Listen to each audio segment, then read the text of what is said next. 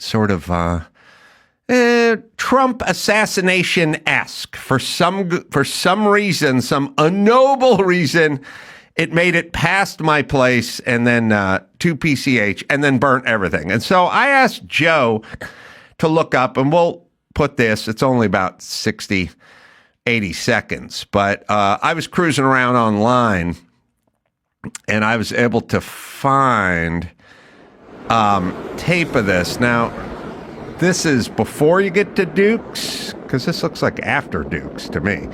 But I'll give you the timeline. But it's carnage. It's total devastation. It's everything that runs along PCH. But this is not Dukes. This is... Sorry, long conversations on the way in from Vegas.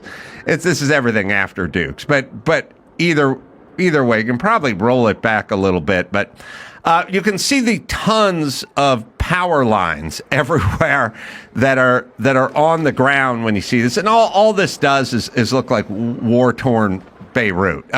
These are the most expensive houses, arguably in the world. And they're all down to the ground. Somehow the beach club remained.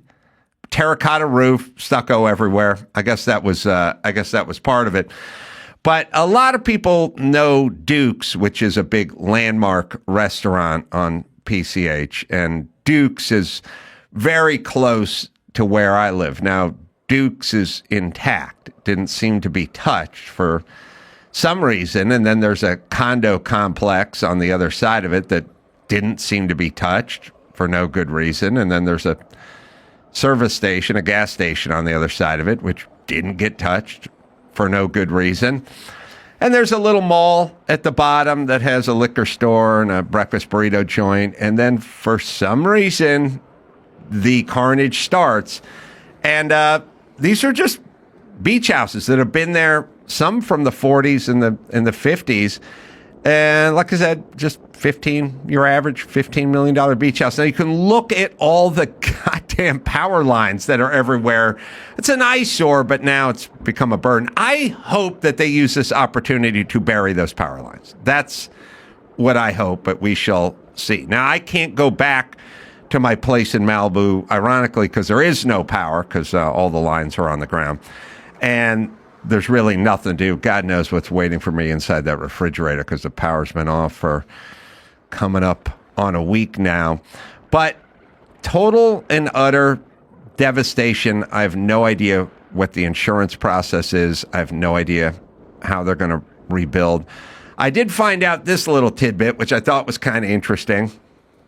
They said it was going to cost about $130 billion to put this place back together. And like I said, when the homes are 12, 15 million bucks a pop, yeah, you can get why it's $130 billion. But just because I can't stop torturing myself, I decided to go look and see what the estimated cost of the train line between Bakersfield and Merced was estimated to cost. $130 billion.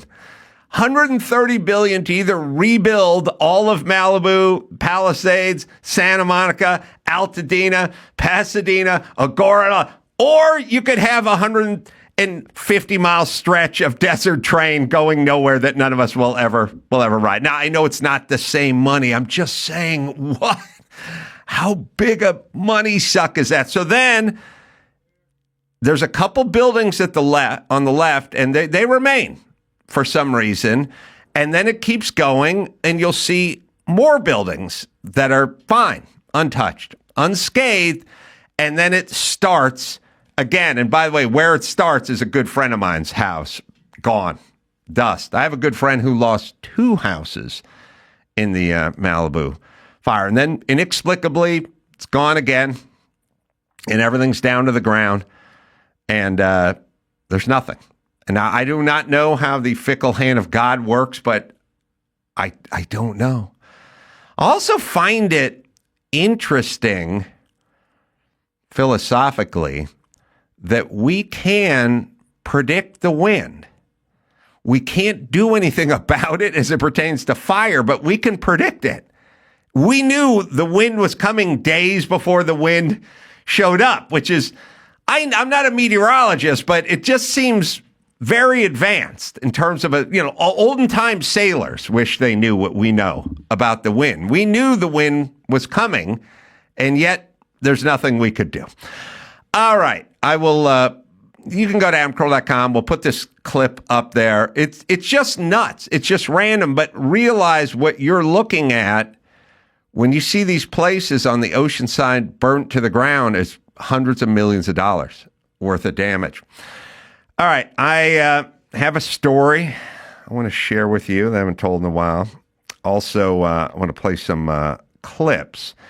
One of the clips that's been making the rounds is a clip of a firewoman of color, and it's put out. It's an official clip. It's not her drunk back in her apartment doing a TikTok video. It's an actual video that was put together and produced by the LA Fire Department, and it's been officially out. I don't know how long it's been officially out, and they'll probably take it down, but it's a woman of color, a little bit heavy set, short hair, you do the math, and she's trying to recruit other women of color to be to join the fire department, which, people know.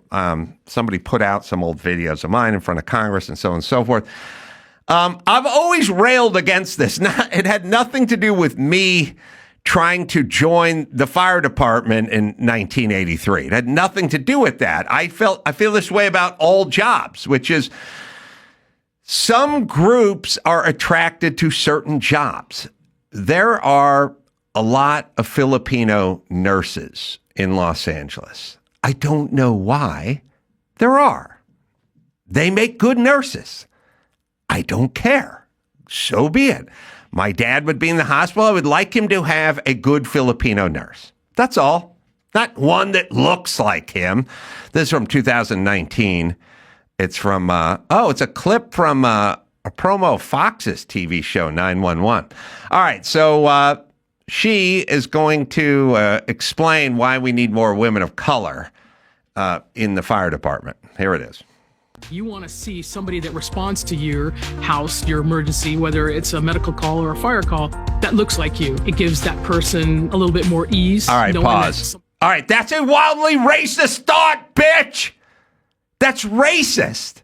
It's so funny. It's so funny how much projection there is with racism. You know what I mean? Like when Biden's like, black people and well, look, black kids and dumb kids and then dumb black kids, they don't have access to, like, okay, you're saying the quiet part out loud, old man racist.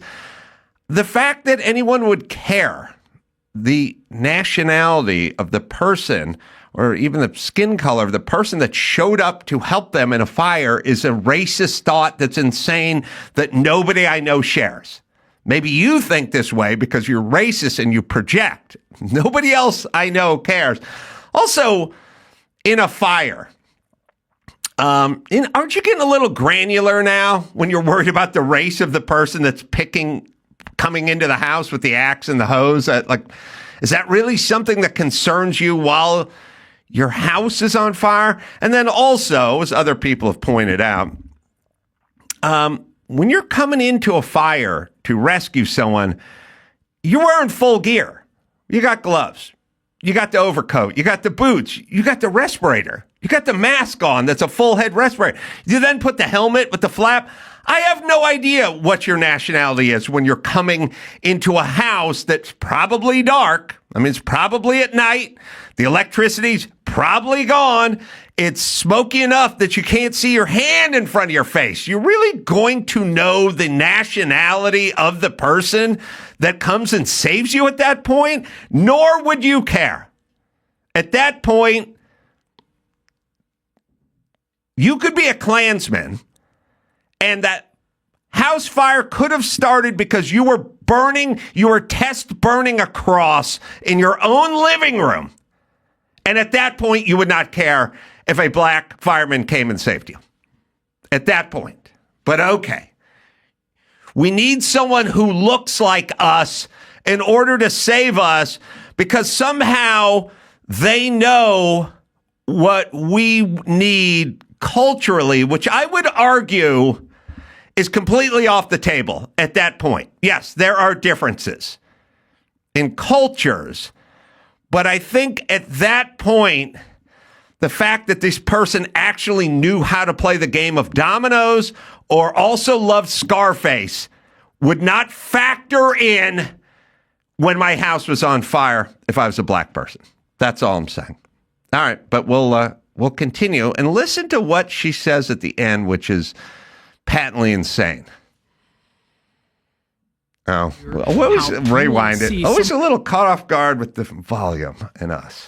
You want to see somebody that responds to your house, your emergency, whether it's a medical call or a fire call, that looks like you. No, it gives that person a little bit more ease, no, knowing that somebody might understand their situation better. Is she strong enough to do this? Or you couldn't carry my husband out of a fire, which my response is, he got himself in the wrong place if I have to carry him out of a fire. Okay. All right. They produce this. They edit it. They put a sound bed underneath it, and then they shared it. They shared the part where she was making fun of somebody wanting to be saved by a fireman during a fire because the fella may have been bigger and weighed more than a cat or a dog or a thin woman.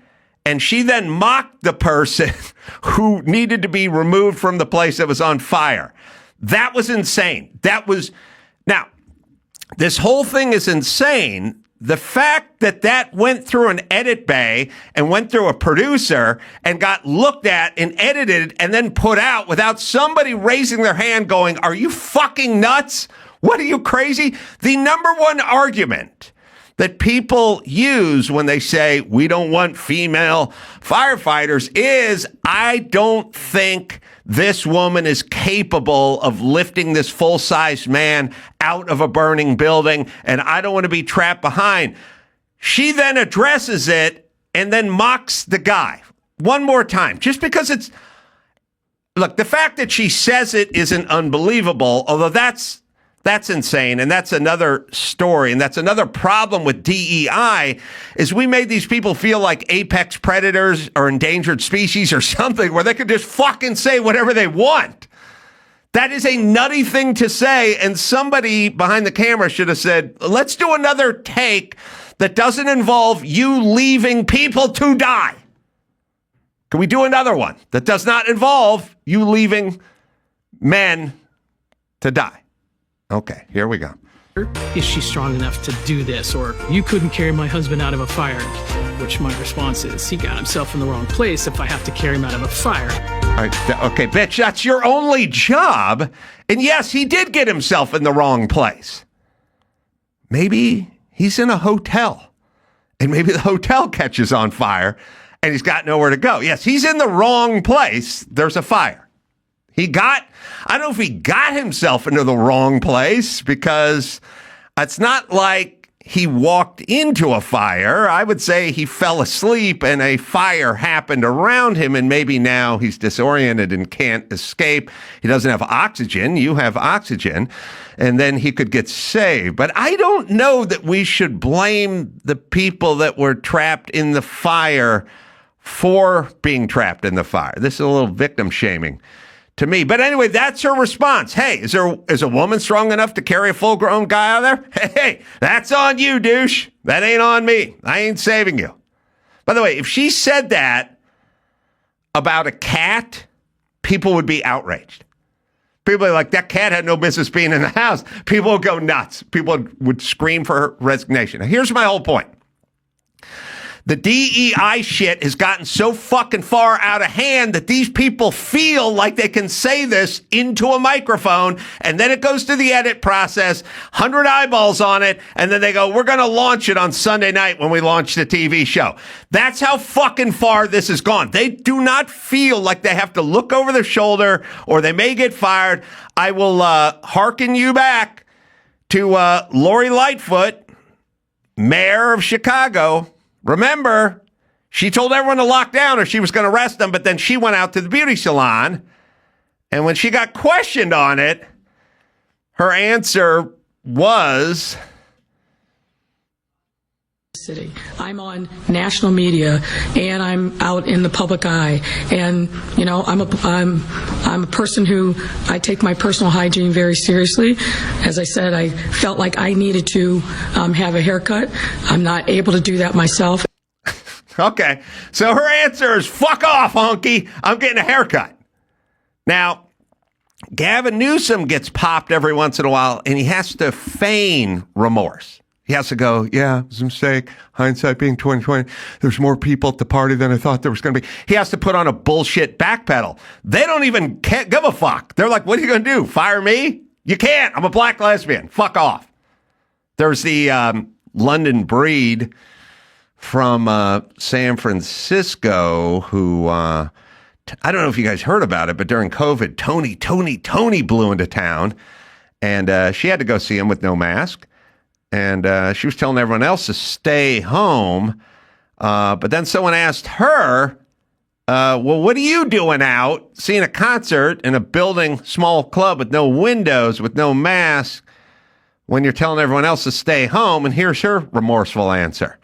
I was sitting at my table, and when, I don't know about you and whether or not you know who Raphael Sadiq and Dwayne Wiggins are. Oh, yeah. But I don't know about you, but if you know who they are, I don't care where you're sitting. You're going to get up and start dancing. My drink was sitting at the table. All right. That's your explanation.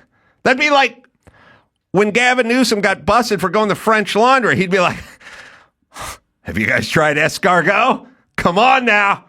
Come on. And a lovely, the right vintage of a Pinot. Unbelievable with the escargot. Like, he has to at least pretend that he gives a fuck. This is a thing. And I've been telling you guys for a long time. You do the DEI hires and they go, fuck off. We can't. I was talking to Dr. Drew about this. He said, yeah, these people are like, they're like the heavyweight champ of the world. They don't give a fuck. I said, no. The heavyweight champ of the world earns his way to the heavyweight championship of the world. Lots of training camps, lots of 5 a.m. road work. And that guy knows as well as anybody there's another hungry dude right around the corner gunning for the strap at all times. And they respect it. I said, this is like if someone hit you with a magic wand and made you the heavyweight champ of the world and said, you'll always be the heavyweight champ. In which case, everyone could just suck your dick. That's what we're experiencing now. One more reason why the whole DEI shit is a disaster is not only we not getting the best and the brightest, but once the best and the brightest take their positions, they don't feel like they need to earn it or keep it because they weren't put there for the right reasons. All right. Anyway, so I don't know. The fact that they made this tape about the black woman saying you got yourself in the wrong spot if you're in a fire, anyone over 180 pounds, that's on you. That's not the part I care about. It's insane, but I don't care about it. It's the part where they thought to put it out. They thought, let's share this with the public. So basically, here's what we're saying. Hey, fellas, anyone or ladies. I mean, I don't know if anyone's been to Disneyland lately, but there's a lot of ladies that are over $180 out there. Anyone over 180 pounds? That house catches on fire and I come in there, that'll be on you. We'll see you in hell. That's the message. Let's record this and let's push that message out. That's a lovely message to send out in modern times. And it's also the number one fear everyone has about the diminutive and or female firefighter who is not strong enough to come through that door. And by the way, to any of my black listeners, if your house is on fire and you're trapped in it and you're black, would you rather see this black lesbian walk through the door or the super white Stipe Miocic, the UFC heavyweight champ for all those years, who is a firefighter? Who would you rather see enter your home. The 6'4" guy who's 235 and 4% body fat, who can do a military press of 400 pounds, or this roly-poly dyke? All right, Dawson, you had something?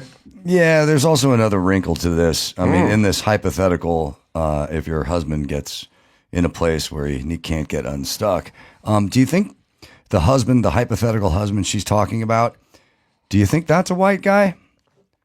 Could Guaranteed. Well, but how do we know that, Dawson? Well, I think that they probably included that part in the video as a response to, how dare you say I can't do my job because I'm a lesbian. Mm-hmm. And in her mind, I'm going to venture a guess that everyone who feels that way is a bigot, i.e. a white person. Yeah, I think she's talking about baked in, but I'll give her the benefit of the doubt because I don't know, but I'm sure it's baked in. All right. The other vid that I think is awesome is there's another lady. Again, the problem with the DEI hires, people, is we don't know who's there because they should be there, or there because of their last name or their skin tone or their gender or their sexual proclivities. We don't know. I'm now at the point where if I see somebody who seems different in a position of power, I assume it was a DEI hire, especially in Los Angeles. But then we have the woman who's in charge of keeping water in the aqueducts sit down for a video. And I have no idea why people do these interviews, because it always bites them in the ass. She is, what is her name, Joe or Dawson, if you can pronounce this shit? Janice Quinones. Again, female, Hispanic, I assume. So maybe this had something to do with it. But she is sitting down with maybe Spanish radio or something like that. I don't know. And the woman who's doing the interview, and by the way, people doing interviews, could we do a little better job of interviewing these people and start asking some real questions? But she then asked Janice, Janisse Quinones, about equity. Here we go. You call it powered by equity, and I know that it's been really important for the DWP to put an equity lens on everything. All right, pause it. Department of Water and Power's got to put an equity lens on everything. Okay. That's a little counterintuitive to me in modern times.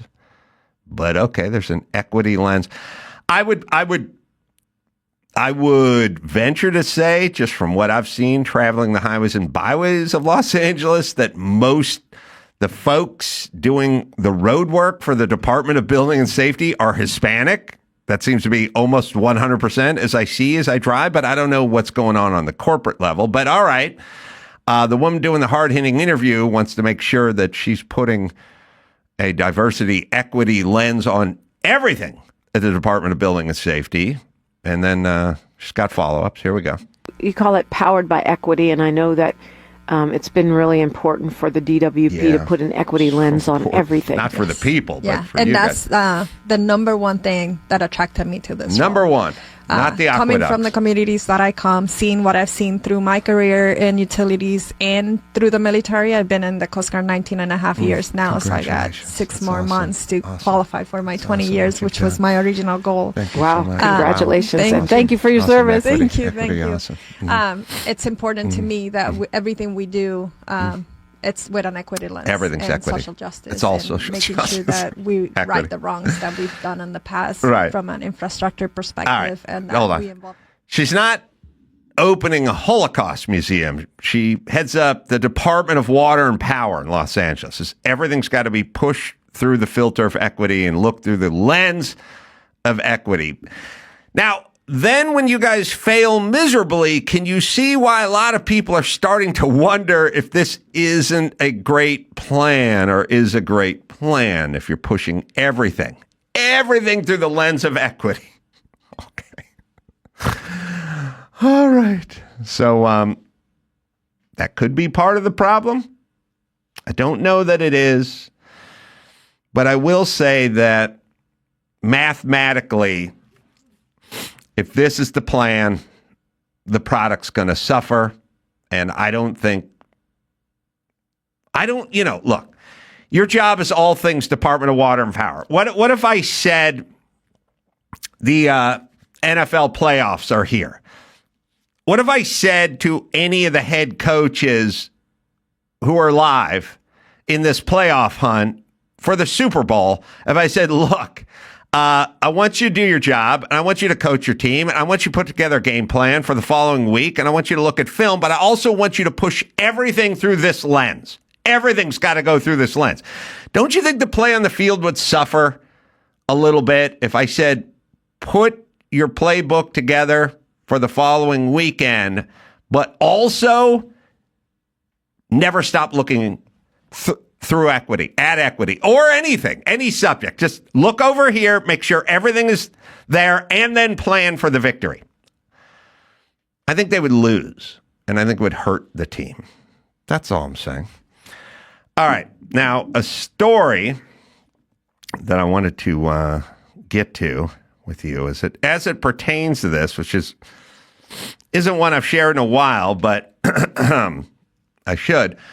A lot of people were retweeting or whatever, showing a clip of me trying to be a fireman and in front of Congress and so on and so forth. Now, if people want to know what happened was I did get my test date for the written test for the LA Fire Department years after I signed up for it, and I took it. And the reason I took it is not that I was planning on being a fireman at that point. I was doing earthquake rehab for the city.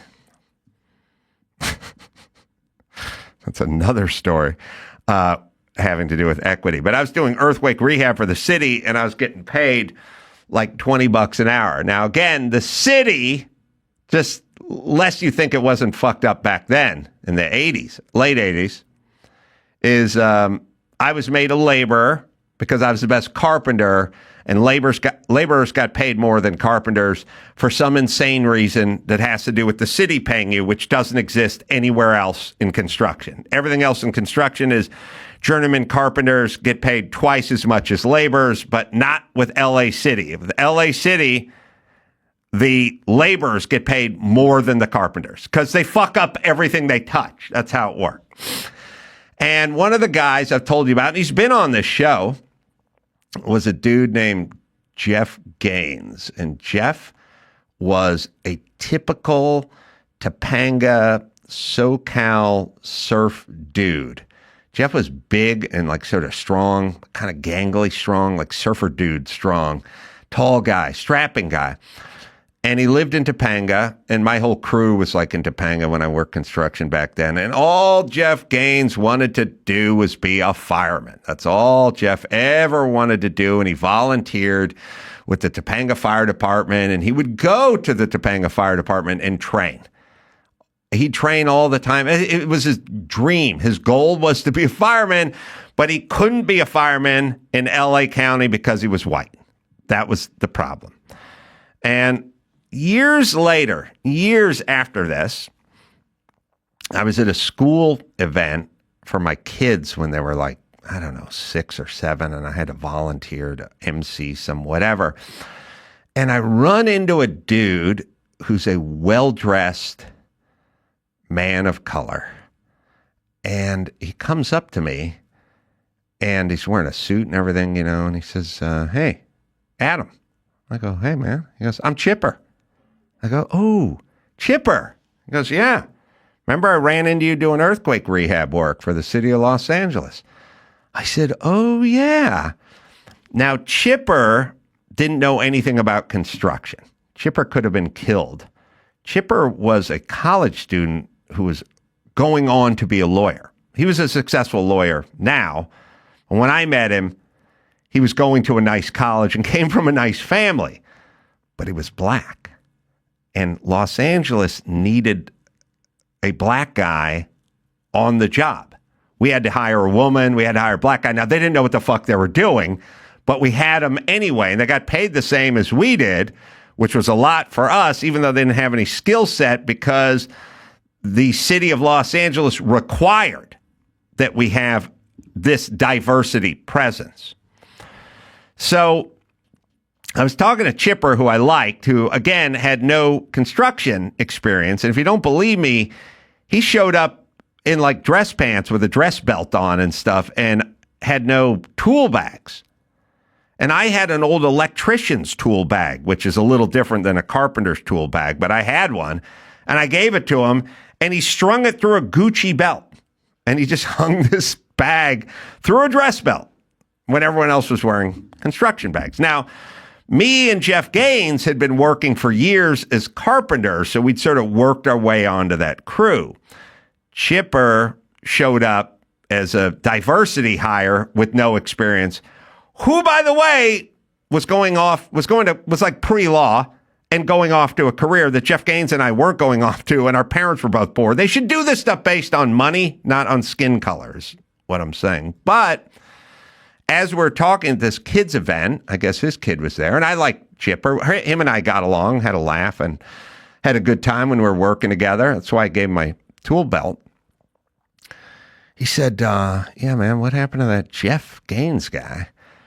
I said, I don't know. I mean, if he became a fireman at some point, or I don't know. We lost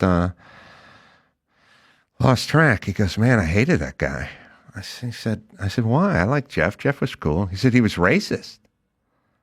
I said, oh, no, I know Jeff. Jeff's a cool guy. He wasn't racist. He goes, oh, no, he was racist. He was racist to me. Treated me like shit. Because Jeff was probably his foreman, because Jeff actually knew carpentry and Chipper didn't. I said, nah, Jeff's not a bad guy. He goes, no, he's definitely racist. Treated me like shit. I said, oh. No, what happened is Jeff was trying to be a fireman, but he couldn't be a fireman because he was white, and you were only here getting paid the most money me and Jeff had ever seen, even though you'd only been doing carpentry for 10 minutes because you're black, and he took it out on you, which is also the byproduct of this shit. You're going to create hostility and resentment amongst the people that get passed over. So now you got this guy, Jeff, who's getting passed over for being a fireman because he's white, and you're asking him to be nice and not let it bleed into his professional life when a black guy shows up who's completely unqualified and only there because of the color of his skin, now making the same amount he's making. That ain't going to happen. So not only do you get guys who are unqualified in positions where they could hurt other people or hurt themselves, but you also create a very negative and toxic environment for them and the others who feel they were passed by because of this. Just food for thought. All right, we'll take a quick break. I got a lot more right after this. Well, it's chime time. Oh, yeah. I made a rhyme, everyone. A secured credit card with no annual fees. Build credit with money you set aside and avoid interest as well. Start building credit with everyday purchases and regular on-time payments, all with no annual fees. Interest or credit check at chime.com/Adam. So start building that credit. It opens a ton more opportunities because you can't do anything in this nation with the bad credit, or even worse, no credit. So start to build credit. I believe you me, I worked under the table for a long time. I was underneath the poverty line for a long time, and it was really tough to get any kind of credit going. And that's what Chime wants you to do. Start building it. Use it everywhere. Visa credit cards are accepted, and build credit using your own money. Access 50,000 fee-free ATMs, more than the top 3 national banks combined.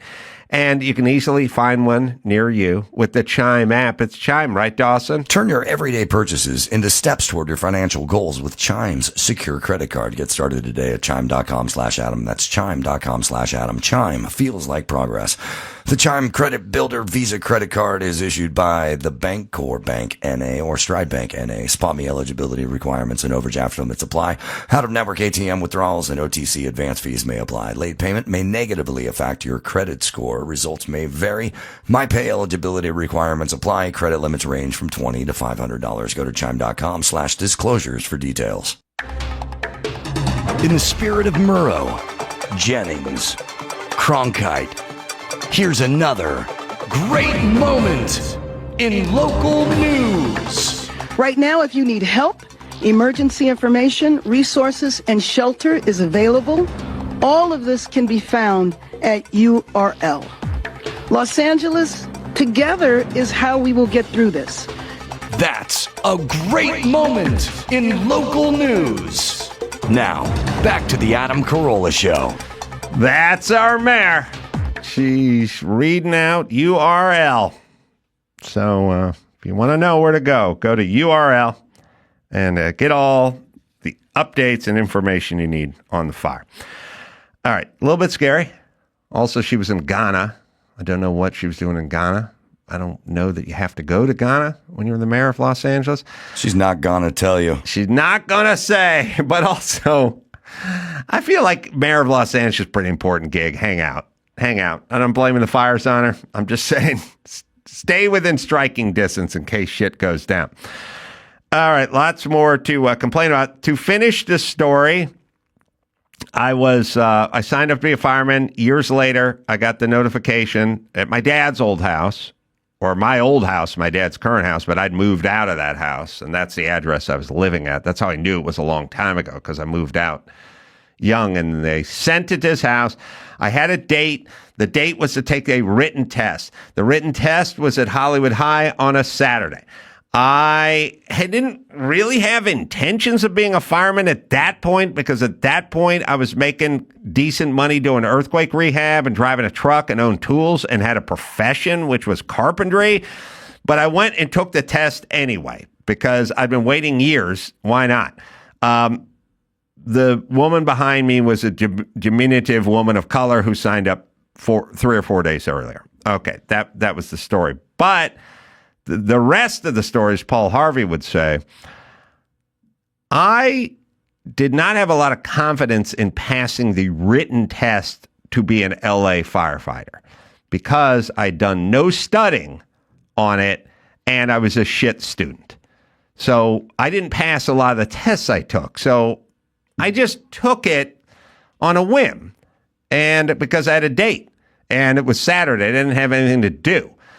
So I wasn't planning on it, but I went and took the written test, and I passed the written test, which is kind of nuts because I was a shitty student.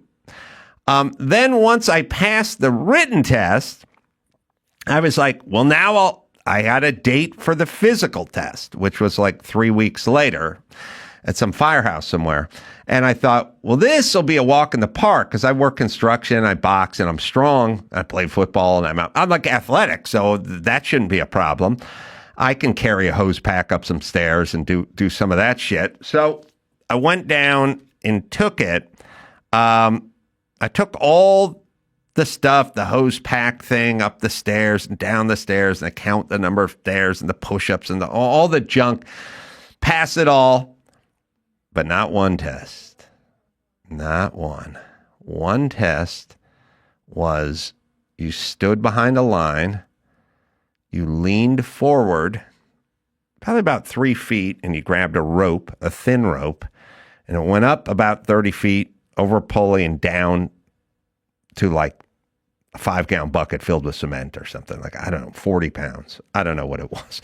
And you had to lean forward and pull the rope and pull this bucket all the way up, like wearing these thick leather gloves. No hand strength, bad hand strength. All the thing did was slip through my hands the entire time. Could not do it. Failed the one test. Passed the other 8. Just the bucket pull. Canceled out. You failed the physical test. Later on, when I talked to Jeff Gaines, who used to train all the time, he said, oh, you got to train for that one. There's a technique. I said, what's the technique? He goes, grab the rope, turn your hand sideways 90 degrees, pull it down, grab the rope, 90 again, down, instead of just keep trying to pull it as it slips through your hand. He said, there's a whole way. You can't pass that one unless you come trained. But if you came and trained, I would show you the technique to do it. I didn't take it that seriously, so I didn't really care. And I thought, I'll be able to carry the hose pack or whatever. I didn't know it was going to be a rope with a bucket. But But I found it interesting that there was like a technique to do it later on. So then I failed out, went back onto the construction site, probably swung a hammer for another like 4 years, and then got into show business. So here we are. Also, other subjects people kind of wanted to talk about, building. Yeah, building techniques, not using so much wood. So let me explain a couple of things. I'm a huge fan of the metal stud and the steel stuff. I do it whenever I can. This studio is metal stud all the way around. All the offices here, everything I framed out here, I did like commercial style metal stud. Metal stud is not load bearing, so you can't really frame a house in metal stud. You can frame it with the orange steel, the thick steel of the I-beams and all that kind of stuff, and then in between go with metal studs. Metal studs are super straight. They're not twisted. Wood studs get bent and twisted and zigzaggy and, propellery and stuff like that. And you guys never think about this, but a wood stud you have to drill through with a big fat auger bit to drag all of your electrical conduit, Romex, PAX, water, whatever that is. Metal stud's punched out already. You can just pull everything through it. Much easier. I'm a big fan of metal studs, so I would say yes. And steel, yes. And steel roof, yes. Good. And, people say cement building, stuccos, good. Aluminum windows, steel windows, all that kind of stuff, pretty good. They have drywall that's fire resistant. I mean, most drywall is fire resistant, but eventually everything catches on fire when it gets dry enough and hot enough. They have like burn ratings for drywall. That's why, like in the ceiling of your garage, if there's a room above your ceiling in the garage, it'll be double drywall. So it has double the burn rating, like a 2-hour burn rating or whatever. There's insulation. There's a lot of stuff you can do. And I'm all for it. Now, sometimes people will go, oh, you don't like regulation. No. I'm fine with codes and I'm fine with regulation. It's the reason when an earthquake hits Guatemala, the whole town collapses. When the same size earthquake hits downtown LA, nothing happens. We have codes. We have building codes. I do not like the excessive stuff, but the codes are fine. The codes are there for earthquake. They're there for fire. They're there for safety. I get it. They just go batshit crazy sometimes, and nobody ever says no regulation. They just say back off the regulation. Now, Newsom is talking about backing that off and streamlining and all that kind of stuff, which makes sense because people would go insane if he stuck with it. It was interesting. I was listening to Elon Musk talk, and I don't remember the program, but he was talking and he was saying burdensome regulation. It's stifling. It stifles growth. And everyone goes, well, Jane Fonda wants to know what's wrong with rules. Well, what's wrong with them is we can't build housing in Los Angeles because it's $1 million a unit. And I'm talking about unit, not a freestanding house, because of the regulation. We have too much regulation. Now, some regulation and then bring the house down to 300K or the unit down to 300K. I get it. But this was interesting. And this is before the fires. I was listening to Elon Musk, and he said the regulation just keeps building and building. And so it builds on itself. So you introduce 500 regulations this year and then 500 regulations the next year, and 10 years goes by, and you've got 2,500 new regulations. Okay. And then it just keeps going. He says, until there's a war. And when there's a war, they go away because now we have to hurry the fuck up. We're going to get killed. You know what I'm saying? So what they do is they then roll all these things back and they streamline everything in wartime. And then we can build a Liberty ship in literally 31 hours, like a troop transport in 31 hours, because we got rid of all the regulation because during wartime, and then the war ends and we slowly start building the regulations back up, right? So we're at a point where we've not had any wartime for a long time, and we're the most in the regulation department. But I would argue a massive fire that sweeps across the land and takes out thousands of structures and leaves thousands of people homeless and kills people is wartime. So this is our wartime, and now we're at wartime. Now the people who make the regulations are going to go, you know what? Let's go ahead and try to streamline this a little bit so we can get back on our feet. So that's essentially what it is. Also, this sort of is our, it's kind of when people would say to me all the time, like, when is California going to change its ways? When is Los Angeles going to change its ways? The answer that everyone provided was, well, when we bottom out. We have to bottom out. I'm not sure why we have to bottom out. Oh, we do have Elon. Good pull, Joe, because I didn't set you up for this. But when we bottom out is when we'll do it. Now, I would argue we're seeing ourselves head toward the ground. Why don't we jump out of the plane? And it's like, no, we got to hit the ground first. We got to catch on fire. This fire may be our bottoming out. But let's hear what Elon has to say. I mean, there is this fundamental challenge that happens, which is that laws and rules and regulations are immortal. And so every year, there's more rules, regulations, and laws, and they don't die because they're immortal. But we're humans, we're immortal, we do die. So that you get this accumulation over time. Historically, what has caused a reset of the laws and regulations has been war.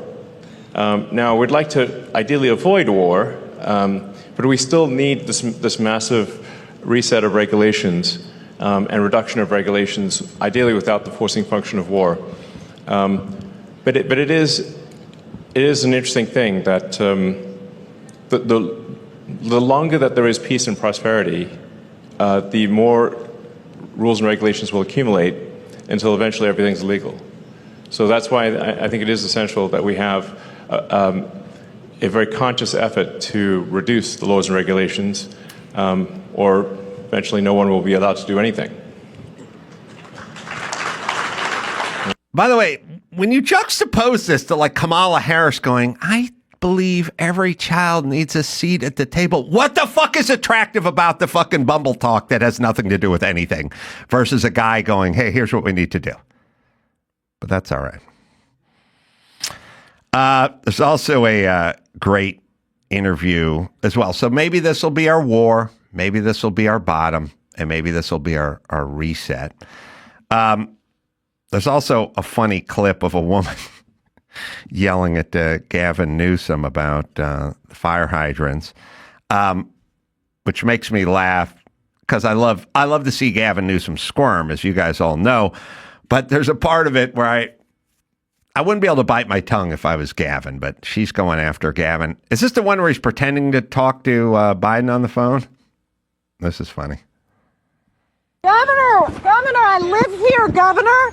That was my daughter's school, Governor. Please tell me what you're going to do. I'm not going to hurt him, I promise. I'm literally talking to the president right now to specifically answer the question of what we can do for you and your daughter. Can I hear it? Can I hear your call? Because I don't believe it. I'm sorry. There's literally, I've tried 5 times. That's why I'm walking around to make the call. Why is the president not taking your call? Because it's not going through. So I have to get cell service. So let's get it. Let's get it. I want to be here when you call the president. I love her. I appreciate it. I'm doing that right now. And it's to immediately. By the way, pause it. He was ordering at Chipotle.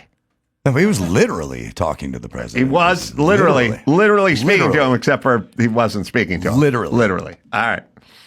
I have to get cell service. So let's get it. Let's get it. I want to be here when you call the president. I appreciate it. I'm doing that right now. Call him now.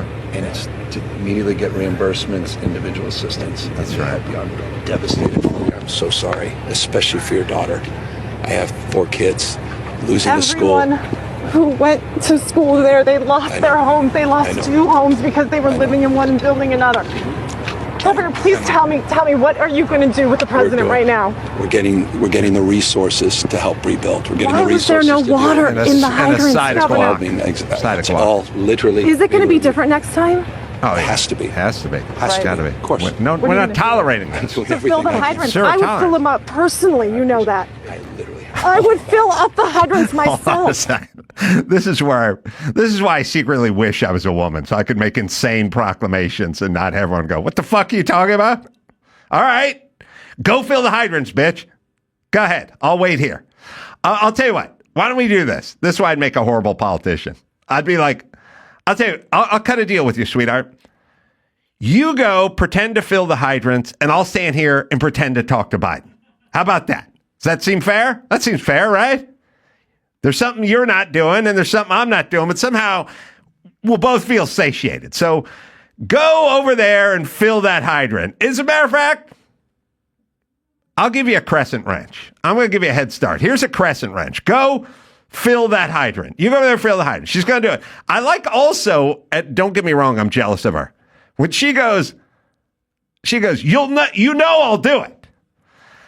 I'm not sure that he's as confident as she is about her ability to fill a hydrant. Of filling the hydrant, you can't stand over it and pee on it. You have to go up to the reservoir that's up on the top of Mount Wilson that's down 170 billion gallons and fill that baby back up. Rewind it. I just like it. I like that she adds, you know I'll do it. As if they have some sort of history with hydrants, these two. Like, oh yeah, you were the hydrant queen in high school, right? Yeah, I was the king. Yeah, I remember. Oh yeah, no, she's going to do it, people. Also, if she was capable of filling the hydrants, it seems like a move she would have made earlier. You know, now that the fire's swept through, probably should have got to it, a couple days back, but let's watch. To help rebuild. We're getting Why the was there resources. no water in the hydrants, Governor? That's all literally. Is it going to be different next time? Oh yeah, It has to be. has to be. Has to be. Of course. Doesn't have to be. Hold on, Fill the pause it. hydrants. Pause I it. would. It's like, it doesn't have to be. You could just keep doing what you're fucking doing, and it wouldn't be any different. Just like, somebody can drive their Ford F-150 through downtown and mow over everyone down, and then you just go, unacceptable. That's unacceptable. This has to be different, but it doesn't have to be different. We could keep hiring incompetent people, and then it wouldn't be different. But all right, sorry, she's going to fill the hydrant herself. Going to be different next time? Oh, yeah. It has to be. Has to be. Has to be. Of course. What are you going to do? I'm doing To everything fill the I can. hydrants, I would fill them up personally. You know that. Yeah. Literally. I would fill up the hydrants myself. I would. I understand. But would you do that? I would do whatever I can. But you're not. I see the. Do you know there's water dripping over there, Governor? There's water coming out there. You can use it. I appreciate it. I'm going to make the call to address. Again, I couldn't. See, if I was a politician and she's like, I'll fill the hydrants myself, I'd be like, it'd be a better use of your time. Why don't you get on your Pegasus and have them fly over the hot spots and pee on them? That'd be a little more realistic attack on this fire than you filling the hydrants yourself. I'll do it. Now, I get it. The woman's upset. I get it. She's traumatized. We're all traumatized. It's just a funny exchange. By the way, it's a chick on chick think right here. He's talking to the president, except for he's not talking to the president. It's going to be different because it has to be different, although it doesn't have to be different because you're still in charge. And she's going to fill the hydrant herself, and he knows she would do it. And by the way, there's some water dripping over there. So if we take a travel mug and put it under the dripping water, 45 minutes from now, we're going to have a mug of water that we can throw on the fire, and then we'll do it again. This is just kind of chick on chick crime here, but it's great. I love that he's talking to the president, but not talking to the president. Literally. Go back to the part. What we have done to the word literally is insane. He's literally talking to him now, except for he's not talking to the president. I think he drops 4 literallys, at least Does 3, he? but I think he drops 4 All in this entire exchange. Let's re-examine. Here we go. Especially for your daughter. I have 4 kids. Losing the school. Oh, hold on. I forgot about I have kids. Oh, yeah. That's right. And I live in a domicile that's made of wood. All right, sorry. Here we go. Governor, I live here, Governor. That was my daughter's school, Governor. Please tell me what you're going to do. I'm not going to hurt him, I promise. I'm literally talking to the president right now to specifically answer the question of what we can do for you and your daughter. Can I hear it? Can I hear your call? Because I don't believe it. Oh, wow. I'm sorry. There's literally, I tried 5 times. That's why I'm walking around to make the call. Why is the president not taking your call? Because it's not going through. So I have to get He's in Ghana. So let's get it. Let's get it. I want to be here when you call the president. I appreciate it. I'm doing that right now. Oh, hold on a second. Can I tell you? There's a whole lot of chick thing going on here. There's also a dusting of formerly hot chick going on here. Because fat chicks with hooked noses and frizzy hair don't make these kind of requests. Like they don't go, hey, Gov, over here, blonde, let's go. Let's do this. Call the president. I'll wait. That is hot. That is hot chick behavior too. I was going to say the only person that's happy the Palisades burned down is her daily barista, who's like, I'm so glad I never have to see that bitch again. With all the fuck. Light foam, not too hot. Do you have almond milk? I want to watch you make it. Do you have coconut milk? Could you get your supervisor on the phone, please? All right, sorry. I don't even know where we're at. Immediately get reimbursements, individual assistance, and to help you. I'm devastated for you. I'm so sorry, especially for your daughter. I have 4 kids. 4 kids. Everyone who went to school there, they lost their homes. They lost 2 homes because they were living in one and building another. Governor, please tell me, what are you going to do with the president right now? We're getting the resources to help rebuild. We're getting Why the resources. Was there no water in the hydrants, that's Governor? That's all literally. Is it going to be different next time? That's all he does. Has to be different. Of course. Right. What are you going to do? I'm doing To fill the hydrants. I would fill them up personally. You know that. Literally. I would fill up the hydrants myself. I would. Knock yourself But out, would you Karen. do that? I would do whatever I can. But you're not. I see. Do you know there's water I forgot there are a lot of things. Governor? It's chick on chick, There's but it's also water hot coming out chick there. You can use on it. hot chick crime going on here. All right, you can pot. I counted 4 literally. 4 literallys. There's another good one, which is Biden is doing a presser with Gavin Newsom. The sound is bad, but he's come here to offer his condolences. Although every time something goes south, he offers up one of his sons first, which is I don't know. I don't know if anyone's ever pulled Biden aside and went, listen, if you're talking to grieving people, please don't make it about yourself. They hate it. It agitates them, and then people make fun of you on the news. So don't do it. Just make it about them. But this is what he has to say. Counting what's happening. All I want is to visit my son lives out there in the way. They got a notification yesterday that their home is probably burning around. Today, there's a lady still standing, I'm not sure. All right, you can pause it. He said his son lives out here. His son lives in Malibu, and yesterday got a notification said his house burned down. His rental house. The house he rents. Not his house. The house somebody else owns. So if somebody was in my condo renting it for me and it burned down, I would have some sympathy for them, but really the person that owns the structure without the insurance, that's probably more the victim in this particular case. It's not his house. He rents a house here. I think you could argue that he's not even paying the rent.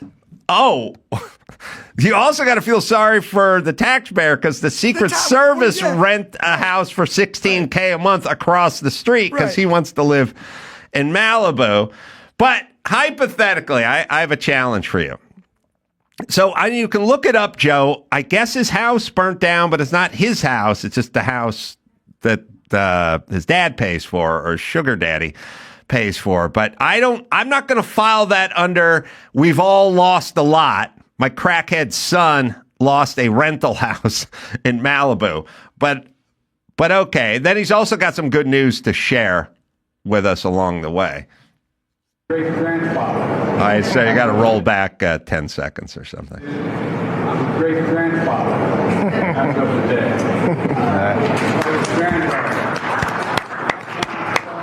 All right, pause it. All right, so good news.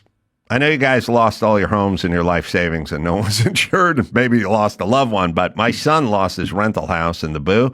And good news, got a grandson, great grandson. So my work is done here. You guys can rest easy on your cot or your inflatable mattress that's in a gym with a whole bunch of other people that got displaced because I have a great grandson born today. And I like the seals out there that are like, yeah, okay, good news. But here's a hypothetical. Here's something. His son, Hunter Biden, lost a house in a house fire. This guy has passed out smoking crack 200,000 times, 0 fires. Moves to Malibu, 6 months in, house gone because of fire. That's what I would say if I was trying to rally the troops. I'd go, this guy's fallen asleep with a lit crack pipe on his chest and a fucking lighter going off 1,000 times, 0 fires. Moves to Malibu, fire. Immediately, gone. It's a nice place. All right, gone. And again, this Secret Service house that we pay for across the street for $16K a month, I guess that's gone as well. All right, one last thing to scream about. So the National Guard has pulled in. And the National Guard has pulled in because there have been lots of stories about lots of looting because we live in Sodom and Gomorrah times here in Los Angeles. Like, we are so bad that after we mismanage the fires, then all the human beings that are criminals that are running around the streets who are tired of doing street takeovers and tired of pulling copper wiring out of street lights now have mobilized, and they're tired of looting the CVS and the drugstores and the Gucci purse shop and everything else. They're bored. They've now taken to looting because people are being removed from their parking lots, or I should say being removed from their neighborhoods and transported places. And so the neighborhoods are empty, and now the looters have moved in. So we've called the National Guard, and the fine people of Santa Monica and Malibu and the Palisades are very happy that the National Guard is now here protecting their homes and their valuables and their property and stopping arsonists who are copycat arsonists who are starting and trying to light more fires and being successful. So the people of Santa Monica, people of Palisades, people of Malibu are happy to see the National Guard. But when BLM was burning everything to the fucking ground in Seattle and in Chicago and in Portland, you pussies were against the National Guard being called in because it wasn't your shit that was on fire, and it wasn't your store that was being looted, and it wasn't your house that was being looted. That was somebody else's. So during the entire BLM riots, when everything was being burnt in the ground, well, those were just business owners who may have lived in the Portland area, so they can fuck off because you're too busy virtue signaling and taking a stand. And God forbid Trump suggests that the National Guard be called into these cities. You were dead set against it, citizens of Santa Monica, because you're so much better than we are. But now that it's your shit that's getting looted, well, now you're happy to see the boys in uniforms that are cordoned off your neighborhood with your precious shit in it that you don't want to see stolen or burned to the ground. You didn't give a fuck when this was going on in every blue city in the United States. You were all against it. Well, now it's your city and you love it. So think about that, you fucking hypocrites. All right, take a quick break. Dawson's got some news, and we'll do it right after this. All right, New Year's resolution, vow to eat healthier, but what about your beloved pets and their nutrition? Yeah, you're doing better, but they're getting a bunch of dried up old kibble. Dr. Dennis Black created Rough Greens and Meow Greens to bring their dead food back to life with live vitamins and minerals, probiotics, enzymes, omega oils, antioxidants, and more. See, pet food is dead food, and you eat dead food, soon enough, you're going to join it. You need to bring it to life. All, by the way, in a tasty formula your dog or cat will love. It'll improve their coat, digestion, energy, and mean less vet bills. I've been doing this with Phil, holding the sack right now. VitaSmart. You don't have to buy food and keep it in the refrigerator. You just sprinkle this on top of the food you're currently serving your dog or your cat. Get a Jumpstart trial bag. It's normally $20. It's free with the promo code Adam. You just cover shipping. It's a free Jumpstart trial bag. That's it. You just go to ruffgreens.com. Use the code Adam. Try it out for free. Your dog's going to love it, and you'll notice the difference quickly in your dog's vigor and health. Rough Greens, so good, your pet will ask for it by name. It's time to check Adam's voicemail. Ace, I took your Fleetwood Mac challenge last night. I was listening to the podcast about 11 last night. Got up to go to work this morning. 8 hours later, landslide hit me as I turned the car on. Get it on. You can leave us a message at 888-634-1744. It's so funny because I was highlighting a note that said Mick Fleetwood pool pump as you were saying that. I wasn't aware we had that drop, that bumper, but I also could not avoid. It's the Fleetwood Mac Eagles challenge. Mm-hmm. I have not been able to get in the car and not hear Fleetwood Mac or Eagles for more than 7 minutes. The 2 times I got in my car in Vegas, the Eagles were on when I got into the car, times 2. They're shittiest songs. I wrote it down. It's a long story. But anyway, the point is this. I was thinking back on if you have a home and it's in a remote space and you have a swimming pool, get one of those high-capacity pumps you can throw in your pool with a hose on the end of it. You'll have 50,000 gallons of water sitting there. And if the hydrants go dry and that bitch isn't around to fill them up or whatever, you have a body of water. It's called your swimming pool. You have to get a high-capacity pump. It's not that big a deal. And you literally throw it into the deep end of your pool, and you can pump as much. You got a pool's worth of water to put on your house. But one story I haven't told in a long time, but when I was interviewing Mick Fleetwood many years ago on MTV, all the celebrities live up in the hills of Malibu. And that would include Mick Fleetwood, and a fire blew in. And imagine this guy with the memorabilia, with the guitars, with the drums, think how much equipment that guy has in the stories they could tell, not to mention just some sunburst or something that's worth. He said he didn't know what to do with it all. Whole place was going up, threw it all in the swimming pool. Smart, except for the fire missed his house. Okay. And now all the shit's in the swimming pool. But I still, all that stuff's like laminated wood, and it's going to delaminate. It's not going to be good, but it's still better than burning up. So anyway, go ahead. Let's just start with a recap on what's been going on since January 7th of this year. Now, these statistics are according to CAL FIRE. Some of them I don't think are correct, but they are up to date on CAL FIRE as of our recording this on Sunday evening. They will change. So far, emergency fire has responded to 19,300 total events. They were monitoring currently 105 wildfires. Most of them are cool. 40,300 acres have burned. CAL FIRE is reporting 10 fatalities. I heard on the way in that number is actually 16, and I'm sure it's going to go way up. 12,300 structures destroyed. Palisades fire, 23,000 acres, 11% containment. Eaton fire in Pasadena, Altadena, 14,117 acres destroyed, 27% contained.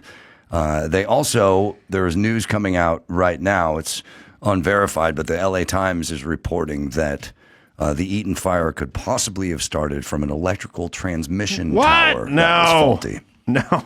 Now, I also saw some video, and we can find this. This is in the email that I sent at the beginning of the Palisades fire. Someone was up on the mountains when the Palisades fire started. They saw the flames. They took some footage. I did not see any electrical wires near that. I know it's going to take some time to figure it out, but arson is not out of the question. Electrical is not out of the question. Homeless camping is not out of the question. I talked to the firemen who were down in Malibu some months ago, and they just said every fire we put out is because of a homeless guy up in the camp who got high, fell asleep. Now, there was a fire in Sylmar, the Hearst fire. Right now, that's 89% contained. That's the one closest to my house. That's burned 799 acres. And then the Kenneth fire in West Hills, not getting much coverage on this one. Thankfully, that one is 100% contained as of now. Has burned 1,052 acres, but really scary for those people in West Hills, especially with the wind coming back.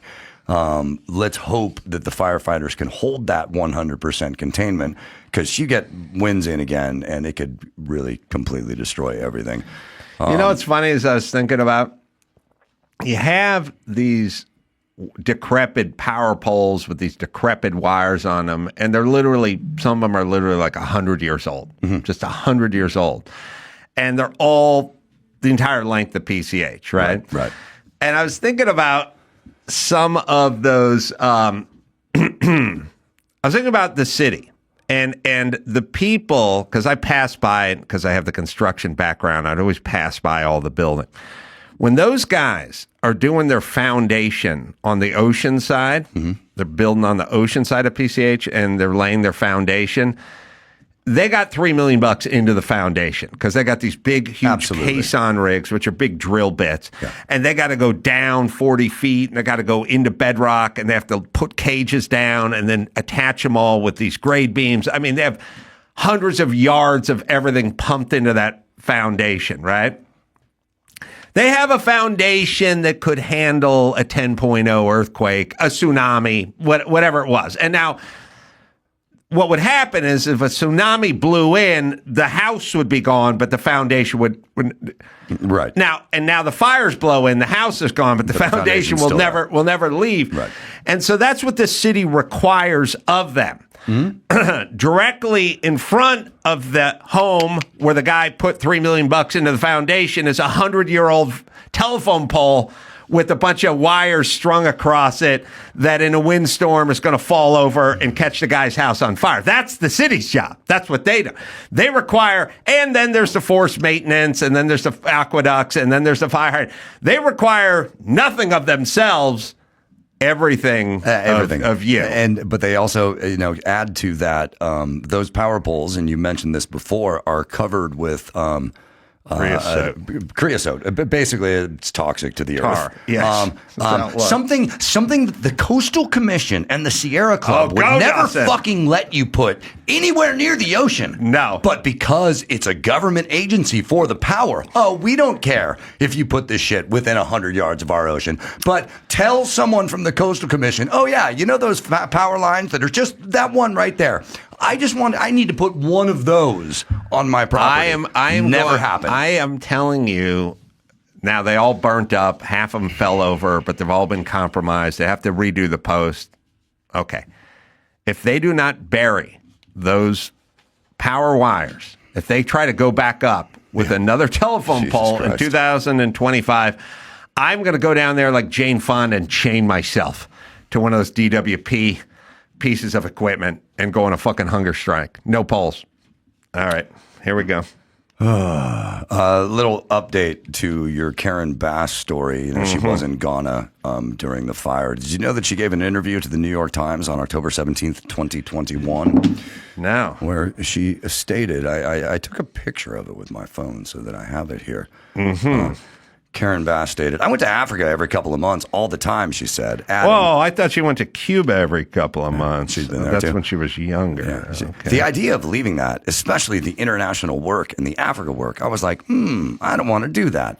She ultimately decided that she did, telling the LA Times that if she was elected mayor, not only I would, of course, live here, but I also would not travel internationally. The only places I would go would be D.C., Sacramento, San Francisco, New York, and L.A. But what if someone got elected in Ghana? Then you would have to. You'd have to. What if the Olympics were in France? You'd have to go. You'd have to go. You know, it makes me laugh when I think about. Got to go to Mexico. She went to Mexico. I think about Newsom saying we got to get these leaf blowers switched over to electric leaf blowers for the environment, and then the whole fucking town burns down. Like, what is a leaf blower put out versus a minivan burned to the ground? The fact that he's like, we need to get people in electric cars. We need to get them into these Teslas. But what's it put in the atmosphere when the Tesla burns to the ground? Newsom, you are undoing every single thing you're asking for by thousands, by tens of thousands of degrees. Yes. Well, because orders of magnitude. Because switching everyone over to electric maintenance tools for the lawn, electric lawnmower, electric weed whacker, electric leaf blower versus setting everything on fire. Okay. Okay. Well, the next layer of problems is about to come. It's too soon to know the full cost of repair. By the way, I heard at the beginning, 2 days ago, I heard somebody say, a news outlet say, $50 billion would be That's the what estimate. I heard. And I immediately told my friend, triple it. Oh, There's yeah. no way it's 50 bill. It's at least 150. Yeah. Mm-hmm. And then I'm saying double it again. It's the 300 billion easy. I don't know. Anyway, it's too soon to know the full cost, but most people have already been. A lot of people have already been dropped from their insurance. There's no way they're going to be able to rebuild as big insurers try to protect their profits from natural disasters. Southern California homeowners are left with inadequate or non-existent insurance. Last year, State Farm, Jake, the nation's largest insurer, the state's largest insurer, announced it would drop coverage for 30,000 home insurance policies. It included about 1,600 in the Pacific Palisades neighborhood. Yeah, look, there's enough blame to go around, but here's the thing. You know, you kind of go, hey, what's going on, insurance companies? They do the same with the gas. Gas is $6 a gallon. We're going to go after these gas companies. Well, how come they only do it in California? Right. How come all these companies seem to be able to operate everywhere else, but not in California? And then there's something evil about them when it comes to California. Or maybe you're creating some environment that makes it difficult for them to exist. Do you happen to remember, I think it was 3 or 4 years ago, probably Newsom's first term, when gas prices really started to shoot up? Yeah. He said he was going to get to the bottom of it. Getting to the bottom of it. We've never heard anything else from it. Now he's going to get to the bottom of the water. He's literally got the CEO of Chevron on the phone right now. Right now. Literally. Do you remember? I'm talking to the guy now. Literally. Like, yeah, I know. He's going to get them to stop gouging us. But as I've said, why not gouge everywhere? Here's another interesting If I'm thing. them. Do you remember the rainy day fund in California? Yeah. Jerry Brown had kind of set up this rainy day fund, and we were supposed to have this surplus of cash to fix any problems should a rainy day come. Now, then a few years ago, we had a winter of the worst storms we've ever had. Literally a rainy day. Destroyed roads. They had to raise taxes because they didn't have the effing rainy day fund that they were saving for rainy days. It's all a shit show, Dawson. Yeah. So much we know, so much we don't know. The one thing I think we can be sure of is Newsom is done, which would be really nice. That'd be nice.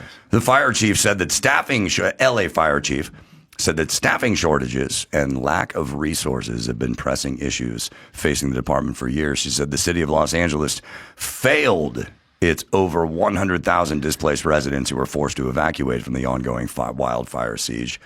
When asked if Mayor Karen Bass failed the city, I believe her name was Kristen Crowley. Yes, Kristen Crowley, LA Fire Department chief, replied, yes. I love it when the bitches turn on each other. Yeah. Yeah. Yeah, she's not happy. And the mayor's not happy. She's talking shit because the whole plan is to never admit anything ever. You just announce that this is something that's unacceptable. Oh, it's unacceptable. After it's happened. Yeah. And that's how it works. But yeah, they're throwing each other under the fire truck. Well, LA slashed the fire budget by over $17 million. And it is certainly affecting the way the city is able to respond. And then Newsom, we spent $24 billion on homeless. Yes, and that got worse. Yeah. All right. Just so you keep some things in perspective. You go $24 billion on homeless, and the budget for the fire department's under $1 billion, I believe. But you can. The budget, it went from $837 million to $819 million, which is still a substantial amount of money, but $17 million goes a long way. Yeah, but $24 billion gets us nothing. So I don't even know what money. What money is. I will ask one more time: any of these people who've been displaced and are now homeless, anybody sleeping on the sidewalk? I don't know anybody. I've been offered by many people to stay at their place, which I'm thankful for. But again, it's because I'm not a junkie and I have a network of friends. Go ahead, Dawson. Gavin Newsom also cut money from the state's fire budget, $100 million in 2024 before these fires hit. And that California state budget, let's see, a spokesman for Newsom said that under the governor's leadership, I love this news outlet put leadership under quotes. Oh, wow. I'm not saying if they're actually quoting the spokesperson or quoting leadership, but either way, it's funny. The Cal Fire budget doubled from $2 billion in 2018 to 2019 to $3.8 billion in 24-25. So that's what they said. That's what their answer was. Well, we're spending more money than we spent before still. And it's not really the answer anyone's looking for. Actor, comedian Steve Byrne, guest of the show, called out the state's politicians, including Newsom and Bass, for the mishandling of the wildfires. He said, I believe the leadership from Governor Newsom, DWP, down to the mayor, will face incredibly steep repercussions for their lack of leadership and foresight. It's criminal from a governing perspective and heartbreaking from a personal perspective. I wonder if we can find Mel Gibson. He might have been on Laura Ingram's show on Fox News. I didn't get a chance to look at it, but Mike Lynch told me at the end of it, Mel Gibson tells Gavin Newsom to stop spending so much money on hair gel. Yeah, I think it's a little bit of a trope, the hair gel joke. I mean, don't get me wrong. I hate Newsom, and I love making fun of Newsom. And remember, 10 years ago, when I was explaining to him homelessness, and a lot of fires are caused by homeless, I told him it was junkies and it was people with mental issues, and he was explaining there was a mother of two who had a full-time job. So that's the face of homelessness. I'm not sure how we could solve any of these problems if we then don't know what the origin of the problem is. But that was him just being politically correct. But does everything have to be political? Like, it's homeless and it's junkies expiring in your streets. Why don't we just call it what it is and fix it? Why is that politicized? I don't get it. I mean, we can say it's a hardworking mother of 2, but that mother's on someone's sofa right now, not in the street with their pants around their ankles. But anyway, we got Mel Gibson. See him. He's on Laura Ingraham. To Governor Newsom or Karen Bass tonight? Spend less on hair gel. That's it. Yeah. Okay. What can I say to them? He's still got those crazy Mel Gibson eyes, though. Yeah. When he needs to. That's good. Yeah. That looked like, he looked like Riggs. Yeah. I can tell you from doing all these shows that jokes work better on Jesse Waters than they do with Laura. Yeah. Or with Hannity. Yeah. They're not the best audience. You were great on Jesse Waters the other day. I got to say this. When I see you on Fox a lot, and I enjoy your appearances because you go in there not knowing what you're going to say or what they're going to ask you, and you're very quick in all of your responses. And a lot of times, you're incredibly funny. All the time, you're pretty funny, but a lot of times you just blow me away. This last time you were on Jesse Waters, you were fucking pissed. You were calm, but you were pissed. You were the right amount of pissed off. There were no smiles, no real jokes, no laughing, but everything you said was right down to the point. And I hope you keep doing that. Yeah, it's easy enough. All right, let's do one more. All right. Mark Zucker turd says Biden officials would scream and curse at his employees when seeking removal of Facebook content. He said this on the Joe Rogan Experience on Friday. He said, basically, these people from the Biden administration would call up our team and scream at them and curse. It just got to the point where we were like, no, we're not going to take things down that are true. That's ridiculous. That's what he said. Let's hear him say it. All right. These people from the Biden administration would call up our team and scream at them and curse, and it's these documents it's all kind of out there. Did you record any of those phone calls? I don't think we but I think I want to listen. I mean, there are emails. the emails are published. It's all kind of out there, and they're and basically it just got to this point where we were like, no, we're not gonna take down things that are true. That's ridiculous. They wanted us to take down this meme of Leonardo DiCaprio looking at a TV talking about how 10 years from now or something, you're going to see an ad that says, okay, if you took a COVID vaccine, you're eligible for, for this kind of payment. Mesothelioma is what is class action lawsuit type class meme. Action lawsuit. And they're like, no, you have to take that down. And we just said, no, we're not going to take down humor and satire. We're not going to take down things that are true. And then at some point, I guess, I don't know, it flipped a bit. I mean, Biden, when he gave some statement at some point, I don't know if it was a press conference or to some journalists, where he basically was like, these guys are killing people. And I don't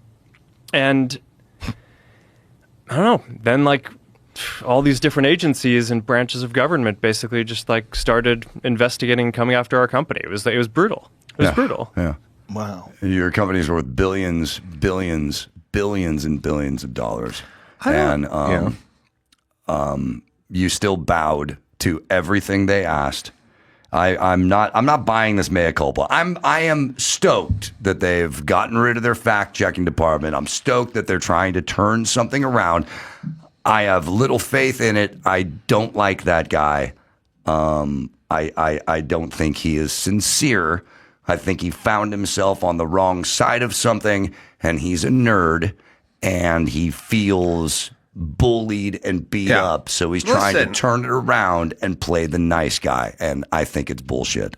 Well, when the government comes at you and says, we're going to fuck you up, there's not a lot of people that would make the business decision to tell them to go pound sand. That's number one. Certainly you and I, in any business level that we're involved in. Facebook, Zuckerberg is one of the 10 richest people in the world.